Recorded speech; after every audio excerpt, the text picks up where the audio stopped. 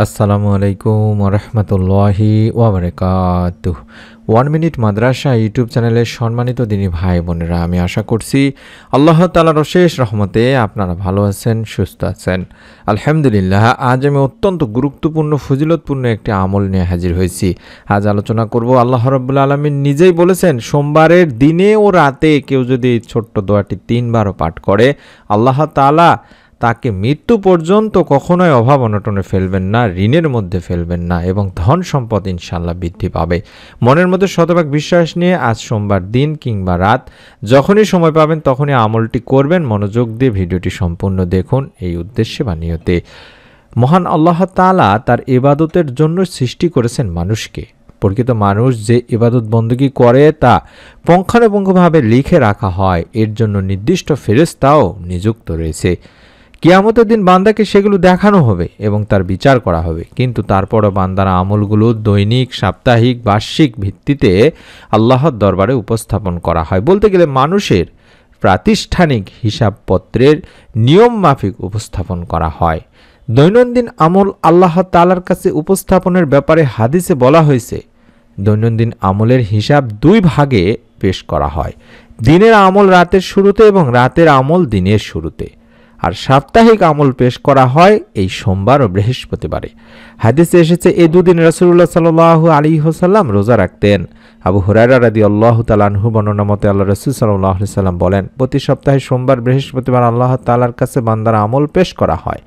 তখন আল্লাহ তাআলা তার মুমিন বান্দাদের ক্ষমা করে দেন, কিন্তু যে 2 ব্যক্তির পারস্পরিক হিংসা বিদ্বেষ আছে তাদের ক্ষমা করা হয় না। এটি সহিহ মুসলিম, তিরমিজি শরীফের একটি হাদিস। তাছাড়া হযরত আয়েশা রাদিয়াল্লাহু তাআলা আনহা বর্ণনা করেন, আল্লাহ রাসূল সাল্লাল্লাহু আলাইহি ওয়াসাল্লাম সোমবার ও বৃহস্পতিবারের রোজার প্রতি অধিক যত্নশীল ছিলেন। তাহলে বুঝতে পারছেন দিনী ভাই বোনেরা যে এই দিন রোজা রাখতেন নবী করিম সাল্লাল্লাহু আলাইহি সাল্লাম, এবং মুমিন বান্দাদের ক্ষমা করেও দেওয়া হবে।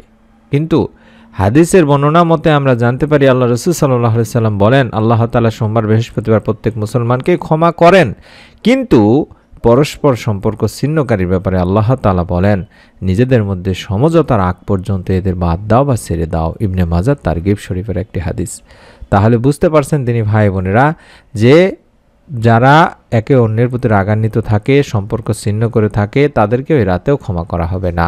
তাই চেষ্টা করবেন অবশ্যই বৃহস্পতিবার বিবাদ মিটিয়ে নেওয়ার, এবং বৃহস্পতিবারে অবশ্যই রোজা যদি রাখতে পারেন তাহলে সবচেয়ে ভালো। রোজা রেখে আমলটি করার চেষ্টা করবেন। আল্লাহ তাআলার কাছে রিজিকে বরকত চাইবেন এই ছোট্ট দোয়াটির মাধ্যমে সোমবার দিনে কিংবা রাতে। মানুষ অভাবের কারণে কখনো কখনো কুফরের কাছাকাছি চলে যায়, গুনাহের লিপ্ত হয়ে যায়। অনেক সময় অভাব মানুষের ঈমান আকীদাকেও তাই দুর্বল করে দেয়। ইসলামে প্রাচুর্যতা ও ধনাঢ্যতাকে নিষেধ করা হয়নি দিনী ভাই বোনেরা, তবে প্রাচুর্যতা ও ধনাঢ্যতার সঙ্গে ইসলামের বেশ কিছু বিধান যুক্ত হয়, যা পালন করলে ধনাঢ্যতায় কোনো সমস্যা নেই। প্রিয় নবী সাল্লাল্লাহু আলাইহি ওয়াসাল্লামের অনেক সাহাবীরা ধনী ছিলেন। আমরা সবাই তাই চাই জীবনে কল্যাণময় হোক, রিজিক বেড়ে যাক, সহজে ধনী হয়ে যায়, প্রাচুর্য আসুক। কিন্তু প্রকৃত কল্যাণময় ও প্রাচুর্যময় জীবন তারাই পায় মহান রব্বুল আলামিন শুধুমাত্র যাদেরকে দান করেন। সেই জন্য আমরা আল্লাহ তাআলার কাছে কিন্তু বেশি বেশি দোয়া করতে পারি, জীবনে প্রাচুর্য, ধন সম্পদ, যাতে করে রিজিকে বরকত আসে, ঋণ থেকে মুক্তি পায়। সেরকম দোয়াগুলো আমরা যদি বেশি বেশি করতে পারি, আল্লাহ তাআলা আমাদেরকেও ইনশাআল্লাহ রিজিকে বরকত দান করবেন। তার মধ্যে একটি দোয়া হচ্ছে, আমল হচ্ছে ইস্তেগফারের আমল। অর্থাৎ ইস্তেগফার পাঠে বান্দার গুনাহ মোচন হয়, পাপাচার ক্ষমা করা হয়, সন্তান সন্ততির অভাব যেমন থাকে না, তেমনি রিজিকে আসে পরিপূর্ণ বরকত। তাই অভাব মুক্ত থাকতে পবিত্র কোরআনুল কারিমে বেশি বেশি ইস্তেগফার পাঠের নির্দেশ দেওয়া হয়েছে, যার ফলে মহান আল্লাহ মানুষকে উত্তম রিজিক সহ অসংখ্য নিয়ামতে ধন্য করবেন বলেও জানিয়েছেন। মহান আল্লাহ রাব্বুল আলামিন বলেন, অতঃপর বলেছি, তোমরা তোমাদের পালনকর্তার কাছে ক্ষমা প্রার্থনা করো, তিনি অত্যন্ত ক্ষমাশীল, তিনি তোমাদের উপর অজস্র বৃষ্টি ধারা ছেড়ে দেবেন, তোমাদের ধন সম্পদ ও সন্তান সন্ততি বাড়িয়ে দেবেন, তোমাদের জন্য উদ্যান স্থাপন করবেন এবং তোমাদের জন্য নদী নালা প্রবাহিত করবেন। সূরা নূহ আয়াত 10 থেকে 12তে বলা হয়েছে।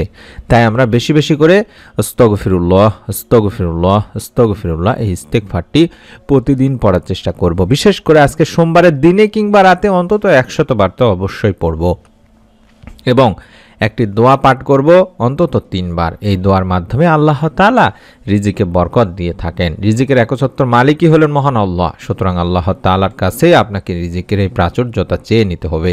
প্রিয় নবী করিম সাল্লাল্লাহু আলাইহি ওয়াসাল্লাম তার উম্মতদেরকে অভাবমুক্ত থাকতে আল্লাহ তাআলার কাছে এই দোয়াটি শিখিয়ে দিয়েছিলেন, যাতে করে তার উম্মতেরা অভাবের কারণে কোনো পাপাচারে লিপ্ত না হয়, কুফরের দিকে না চলে যায়। আর সেই দোয়াটি আমরা পড়ব ইস্তেগফার এবং দরুদ পাঠ পূর্বক পবিত্র সোমবার দিনে কিংবা রাতে, যখনই সময় পাবো তখনই মনের মধ্যে শতভাগ বিশ্বাস নিয়ে অন্তত এভাবে 3 বার পড়ব। আল্লাহুম্মা ইন্নী আউযু বিকা মিনাল কুফরি ওয়াল ফাকরি, আল্লাহুম্মা ইন্নী আউযু বিকা মিন আযাবিল কবরি, লা ইলাহা ইল্লা আনতা, আল্লাহুম্মা ইন্নী আউযু বিকা মিনাল কুফরি ওয়াল ফাকরি, আল্লাহুম্মা ইন্নী আউযু বিকা মিন আযাবিল কবরি, লা ইলাহা ইল্লা আনতা, আল্লাহুম্মা ইন্নী আউযু বিকা মিনাল কুফরি ওয়াল ফাকরি, আল্লাহুম্মা ইন্নী আউযু বিকা মিন আযাবিল কবরি, লা ইলাহা ইল্লা আনতা। এভাবে অন্তত 3 বার পাঠ করব। দোয়াটির স্ক্রিনশট নিন, দেখে দেখেও পড়বেন, তবে দোয়াটি পড়ার আগে অবশ্যই দরুদ ও ইস্তেগফার পড়ে নেবেন। এই দোয়াটিতে অর্থ হচ্ছে, হে আল্লাহ, আপনার নিকট কুফরি ও দরিদ্রতা হতে আশ্রয় চাইছি। হে আল্লাহ, আমি কবরের আযাব থেকে আপনার কাছে আশ্রয় চাইছি, আপনি ছাড়া কোনো ইলাহ নেই।